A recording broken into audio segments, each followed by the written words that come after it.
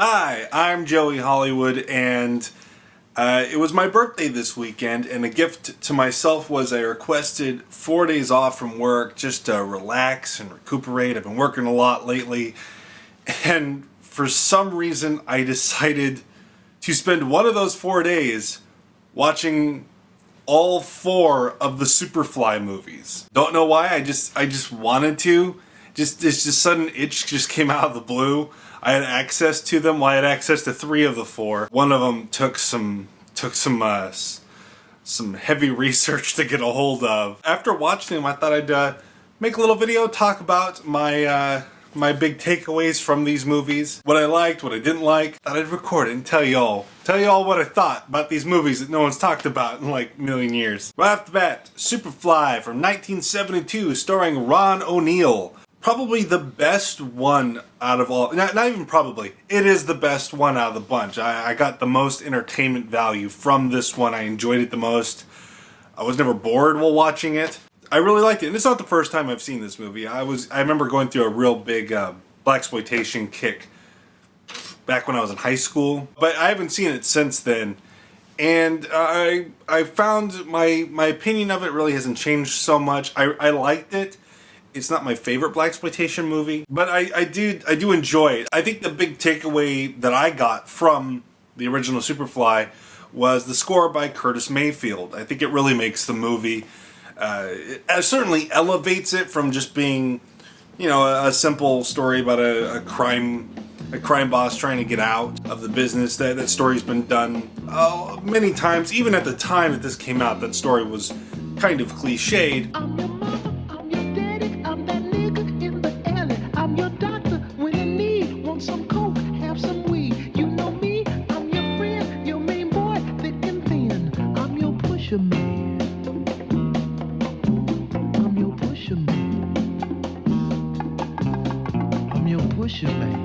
The style in which the movie was made, that wonderful score by Curtis Mayfield, I think it elevates that movie. And I think an aspect of this movie that really elevates it from being drowned out among other movies of its kind is the performance by Ron O'Neal. Despite many people saying this over the years, the main character of this movie is not named Superfly. His name is Youngblood Priest. It's alluded that he is biracial and he has some insecurities about that. We got business. What business? Answer me, you white-looking... Take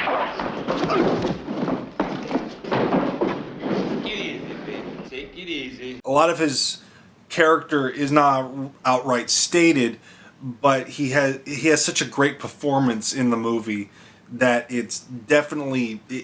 he brings more to the role than what is written, in my opinion. I don't even know what it has to do with me. All I know is I have to get out. I have to change the way I live. Am I supposed to be part of this big change? All right, I'll lay it right on you. This whole number is something I thought I wanted ever since I was a kid. My hog, my vines, that wine you drinking, and a woman like you. Don't you feel that way anymore?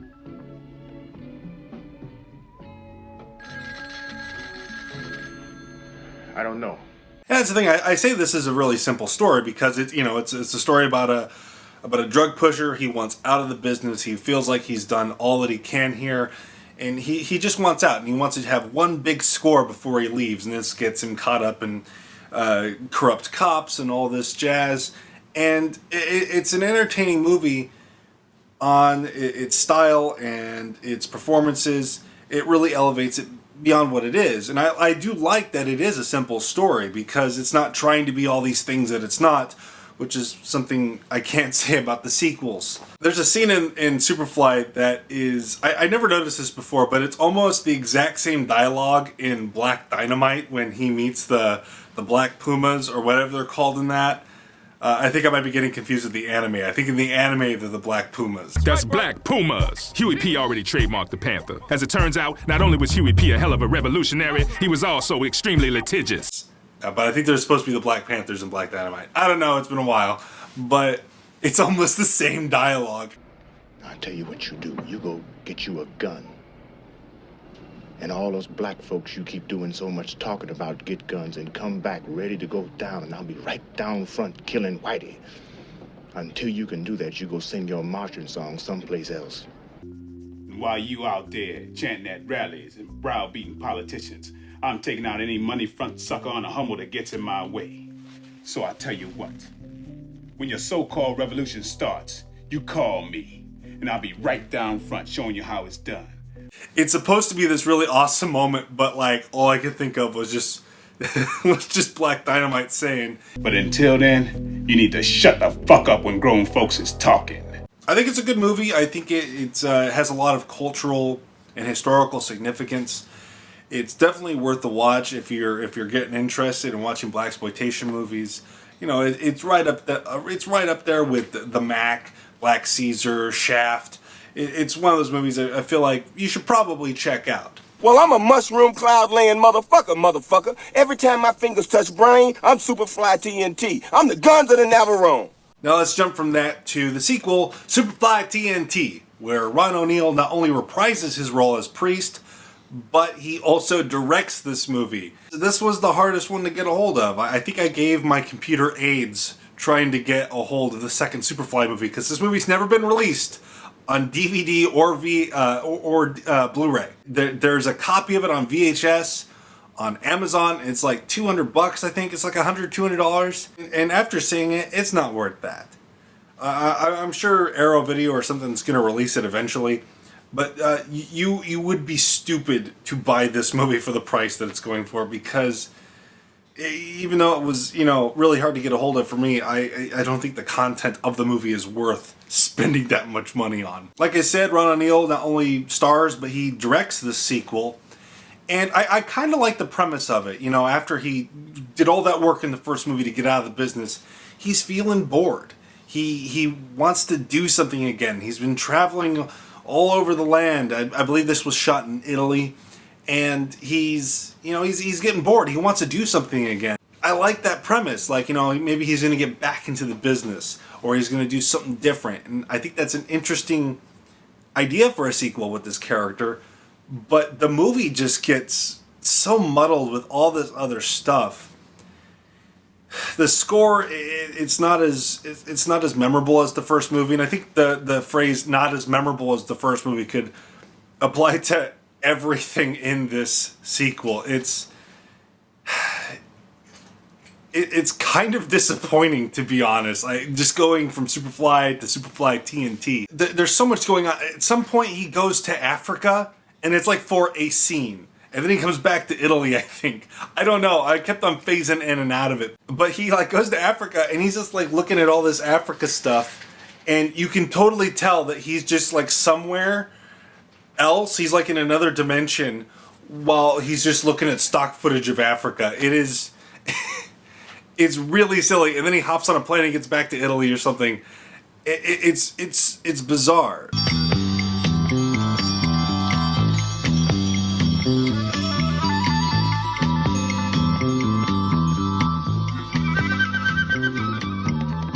The editing's really bad on this one. Shockingly bad, in fact. And I thought during the opening, because the opening has all these explosions, I thought this was gonna up the ante, but it seems to be a worsely made movie than the first one. The first movie's pretty rough. It's a low budget movie, but this one, it just felt like, even though I guess the stakes were supposed to be bigger, there's bigger elements to it, but the filmmaking makes it feel smaller. Ron O'Neal is actually really good in this movie, despite the fact that everything else around him kind of sucks. There's a moment in the middle of the movie where Ron O'Neal's character, Priest, he's talking about, the way he sees the world, and it really shows off, I think, a really good actor. It's just unfortunate it's in this mess of a movie. Like I left them, I guess. White folks still leaving. Average black cat just struggling to survive, putting one day after another, wondering why sometimes. 9/11 black leaders, all leading each other through changes mostly. Preachers still preaching. Negro intellectuals being paid to say how untogether niggas are. Everybody trying to get them some money. Nobody believing in nothing. Except a few nuts who believe they know every damn thing. Half the niggas sitting around blaming each other, and the other half sitting around blaming Whitey. White folks still listening, still watching out the corner of their eye. Except they don't laugh much anymore. They shoot. The story's kind of all over the place. He doesn't want to. He wants to get back into something. He's feeling bored.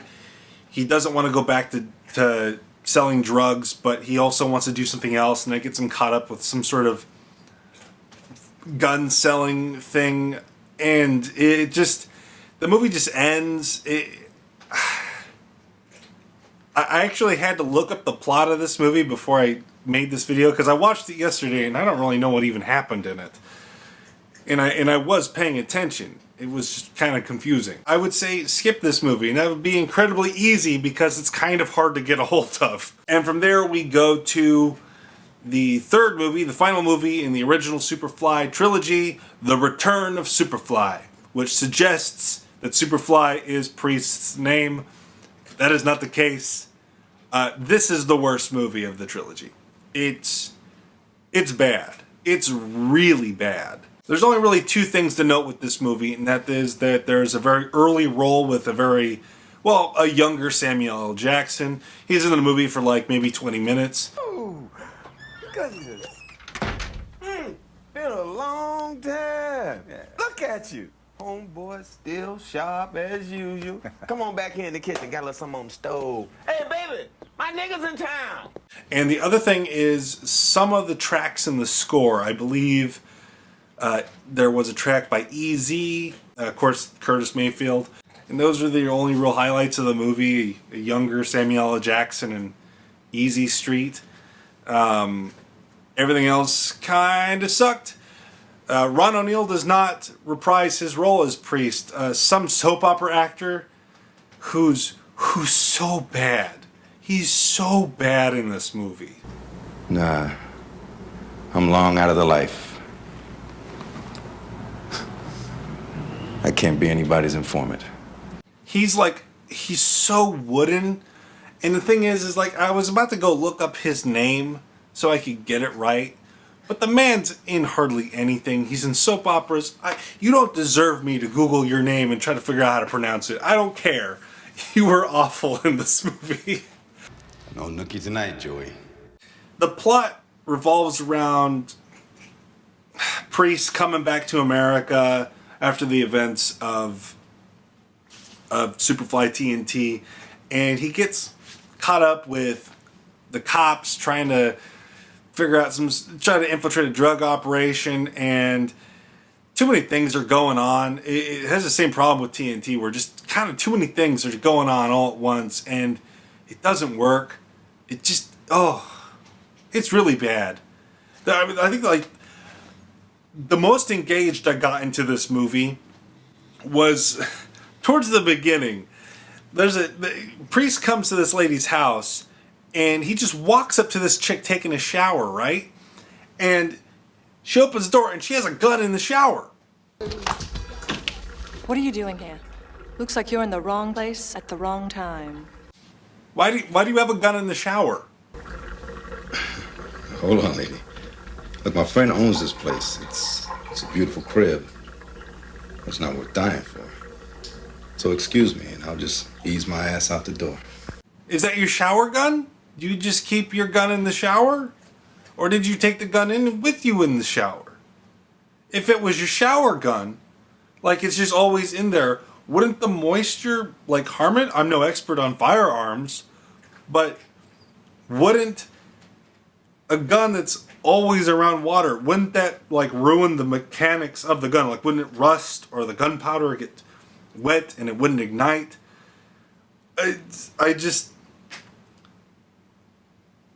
Even if it was like a gun that you just took in for your showers, it's not in there all the time, wouldn't those same things apply to it? Like, wouldn't you harm your gun by doing that? Again, I don't know nothing about firearms, but that's what's going through my brain right now. I don't understand. You always take a shower with a gun? props for Priest for asking this question, but honestly, that should have been the first thing out of your mouth. I've seen Psycho 5 times.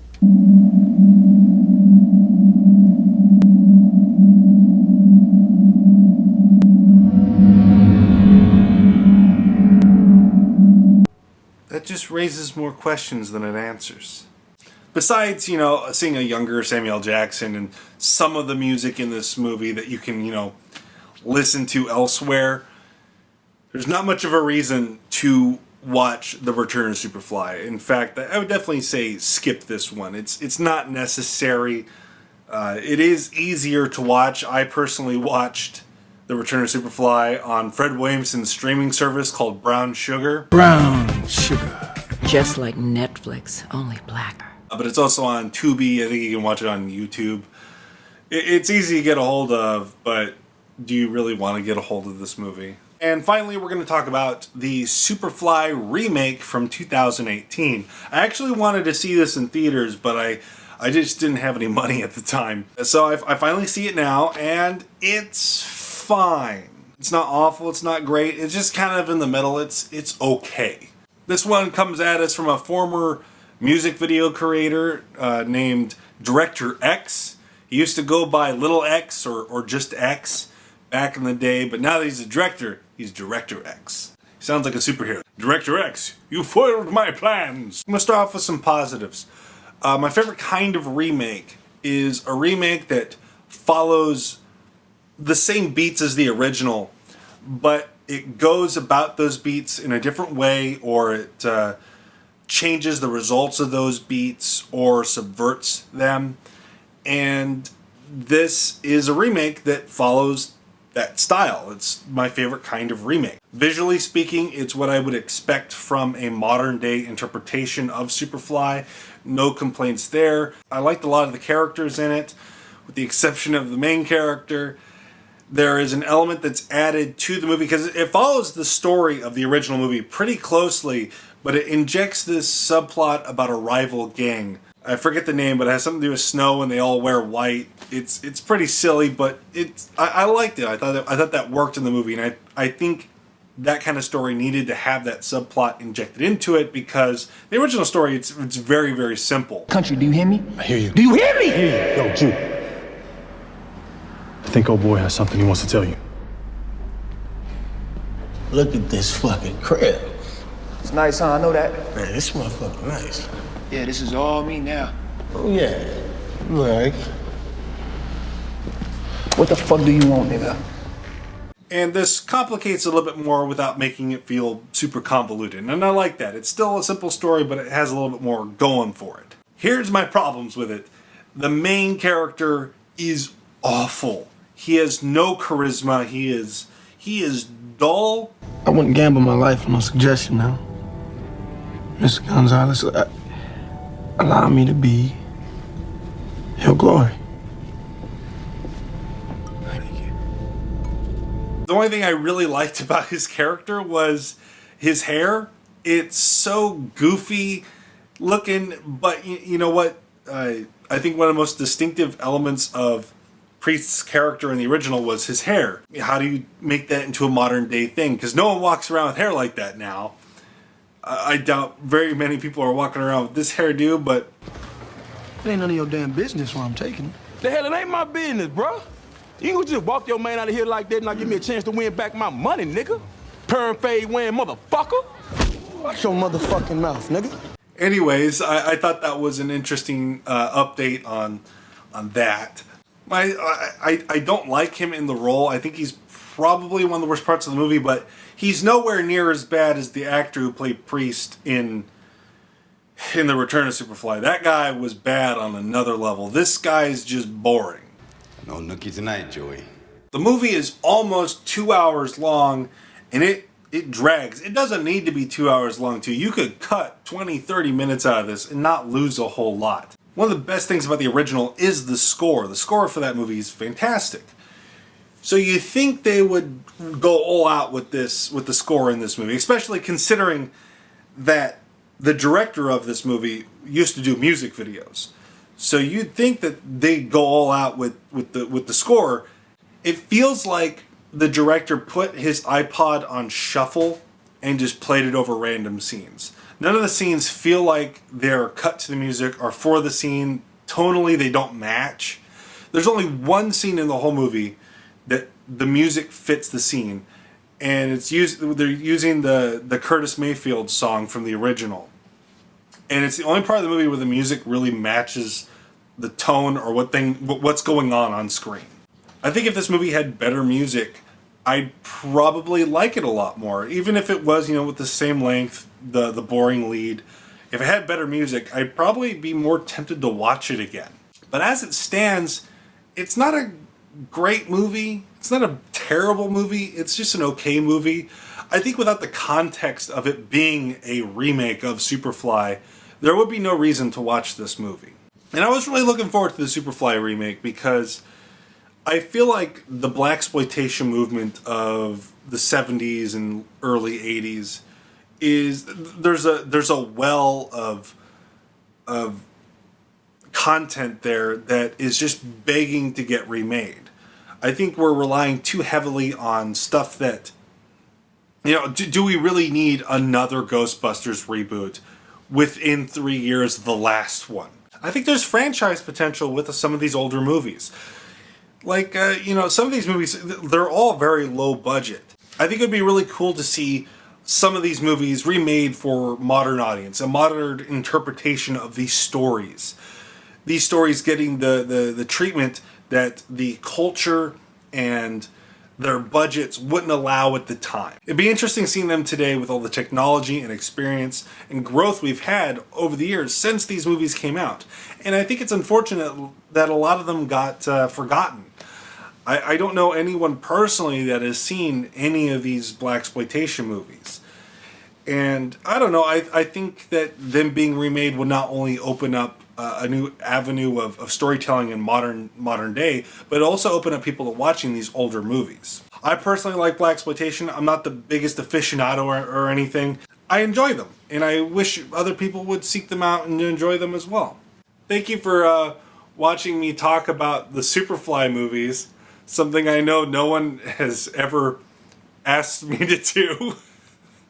But look, there's not a whole lot of people talking about these movies, so I was like, hey, why not? I'll do it. But thank you for watching. If there's any other movies you'd like to hear me talk about, maybe I will. I don't know. We'll see. We'll see. But I'll see you next time. Subscribe and all that jazz. And I'll see you next time. Say bye, Quentin. No nookie tonight, Joey. You might have seen a house fly, maybe even a superfly, but I bet you ain't never seen a donkey fly. Uh-oh.